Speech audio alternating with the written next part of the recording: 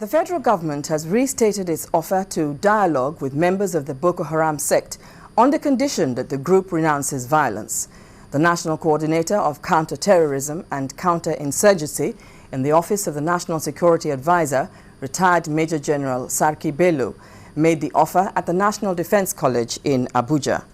Retired Major General Bello said a national counter-terrorism policy has been put in place, with a plan to set up a national counter-terrorism center to curb terrorist activities in the country.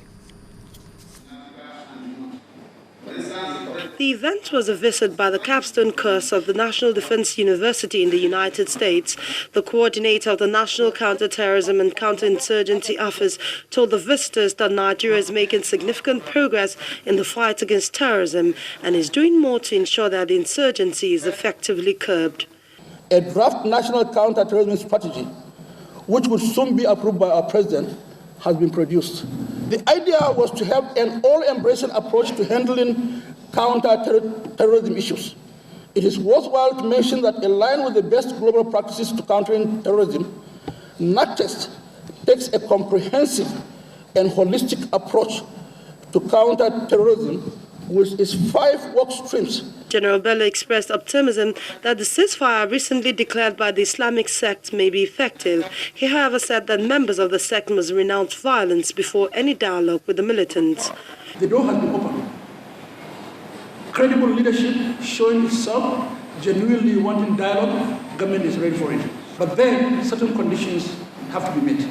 If Shekau can come out through the medium he has been talking, which is YouTube, to renounce violence and say he is ready for it, then I think the government is ready.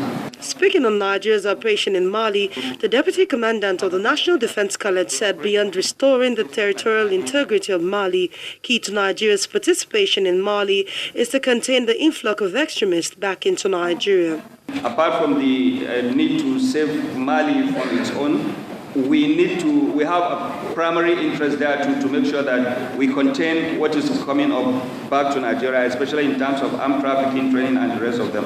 The Nigerian government appreciates that more needs to be done in the fight against terrorism. It believes that everything is on course to win the war against terrorism and extremism. Amaka Okafo, Channels Television News.